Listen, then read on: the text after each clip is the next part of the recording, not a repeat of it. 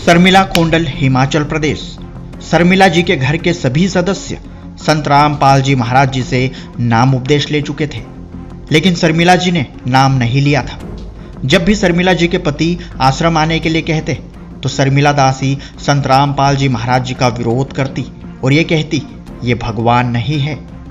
कभी कभी तो शर्मिला जी और उनके पति के बीच में इतनी लड़ाई हो जाती कि शर्मिला जी सुसाइड तक करने लगती। सभी ने नाम लिया था, सिर्फ मैंने और मेरे बच्चों ने नहीं लिया था। तो मैं उनका बड़ा विरोध करती थी। मैं बोलती थी कि मैं नहीं जाऊंगी, ये भगवान नहीं है। मैं बहुत ज़्यादा विरोध करती थी। तो कुछ मेरे और मेरे पति के बीच बहुत लड़ाई रहती थी और एक बार इतनी बढ़ गई थी लड़ाई कि हम दोनों को ऐसा लगता था कि हम दोनों अलग हो जाएं और मेरे मन में ये आया कि मैं सुसाइड कर लूं। वैसे तो शर्मिला जी भूत प्रेत वाली बातों पर विश्वास नहीं करती थी, लेकिन जब खुद पर बीती और भूत प्रेतों ने शर्मिला जी को परेशान कर दिया, तब इन्हें एहसास हुआ कि दुख क्या होता है। शरीर में दर्द होती थी, जैसे सिर से लेके पाँव तक दर्द रहती थी।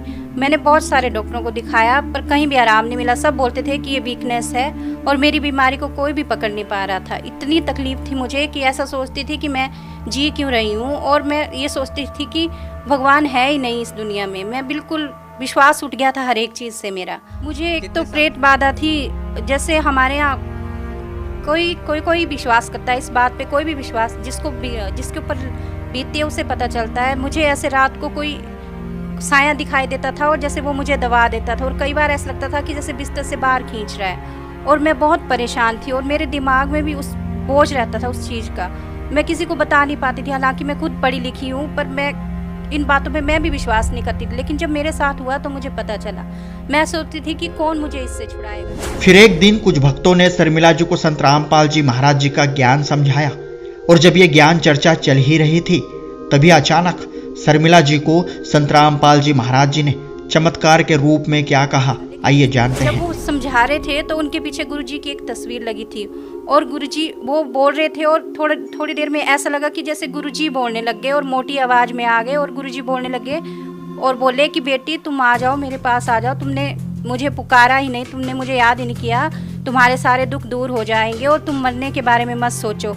बस मैंने वही सुना और उसके बाद मैंने कोई भी सवाल नहीं किया और बोला कि मैं नाम ले लूंगी परमात्मा। आइए शर्मिला जी से जानते हैं कि क्या संत रामपाल जी महाराज जी से नाम दीक्षा लेने के बाद उनकी भूत प्रेत की बाधा ठीक हो पाई, क्या उनकी शारीरिक हालत ठीक हो पाई।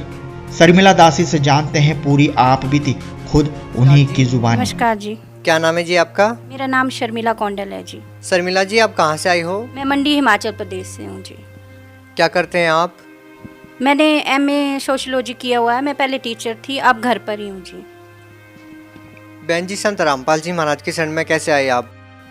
संत रामपाल जी की शरण में मैं मेरे घर में तो सभी ने नाम लिया था, सिर्फ मैंने और मेरे बच्चों ने नहीं लिया था।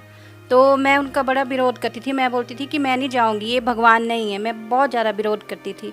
तो कुछ मेरे और मेरे पति के बीच बहुत लड़ाई रहती थी और एक बार इतनी बढ़ गई थी लड़ाई कि हम दोनों को ऐसा लगता था कि हम दोनों अलग हो जाएं और मेरे मन में ये आया कि मैं सुसाइड कर लूं। और हम दोनों कहीं गाड़ी में जा रहे थे तो रास्ते में मेरे पति रुक गए और एक भगत जी हैं मंडी के, ओम प्रकाश भगत जी, उनके ऑफिस में गए। वो थोड़ा कुछ काम था उनको, मैं भी साथ में चले गई। तो उनके ऑफिस में वो बैठे थे ओम प्रकाश भगत जी। तो वो मुझे समझाने लगे कि बहन जी ये जो है आप परमात्मा को मानो, ये परमात्मा है और हम हमारे लिए ही आए हुए हैं।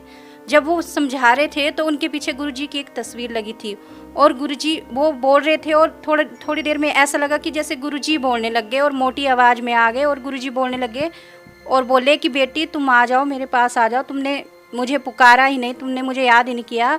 तुम्हारे सारे दुख दूर हो जाएंगे और तुम मरने के बारे में मत सोचो। बस मैंने वही सुना और उसके बाद मैंने कोई भी सवाल नहीं किया और बोला कि मैं नाम ले लूँगी परमात्मा से। बहन जी जैसे कि आपने बताया कि आपको एक अद्भुत लाभ मिला है। स्वयं संत रामपाल जी महाराज ने आपको कहा कि आप उनकी शरण में आओ और आपके सारे कष्टों का निवारण होगा। उसके बाद आप संत रामपाल जी महाराज से नाम दीक्षा लेते हैं। तो हम आपसे ये जानना चाहते हैं कि उनसे नाम दीक्षा लेने के बाद आपके सारे कष्ट दूर हुए? हाँ जी बिल्कुल दूर हो गए। अब तो कुछ भी वैसा नहीं रहा है और मेरे को 2.5 साल हो गए नाम लिए हुए और मैं इतनी सुखी हूँ कि शायद मैं मेरी शादी को 11-12 साल हो गए।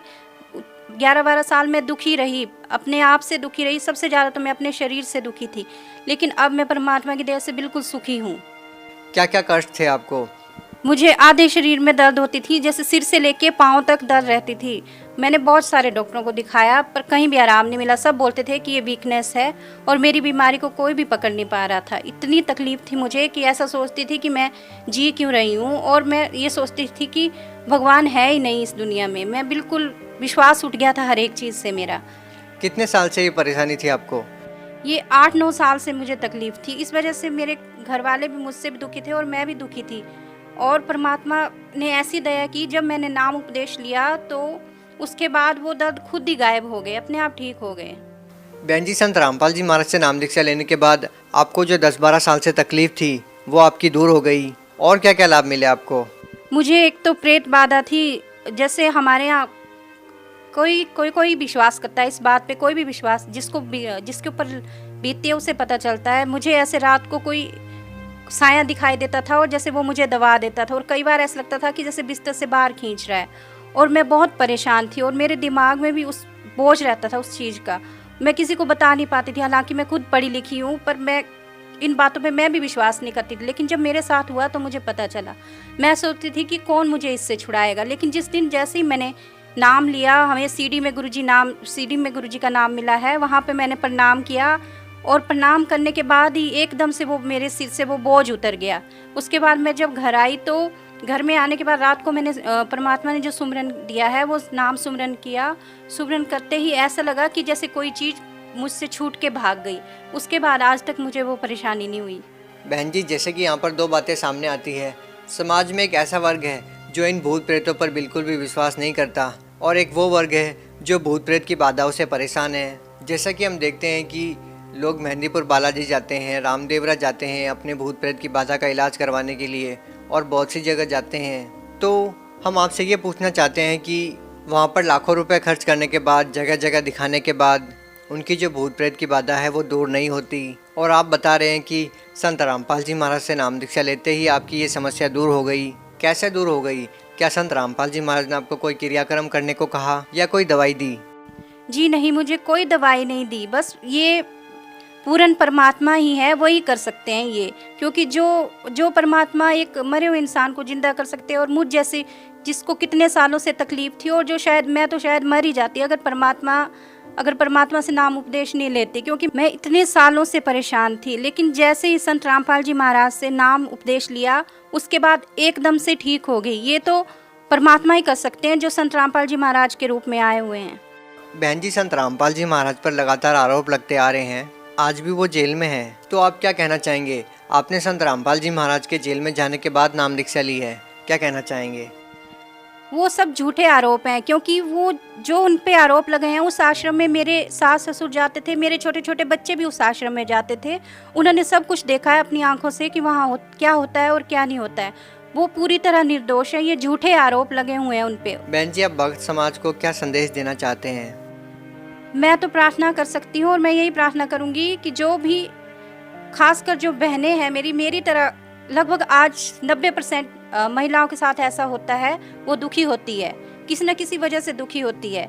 अगर आप परमात्मा की शरण में आओगे तो आप सभी सुखी हो जाओगे, क्योंकि ये संत रामपाल जी महाराज परमात्मा के रूप में आए हुए हैं। शायद हो सके दोबारा आपको ऐसा मौका ना मिले।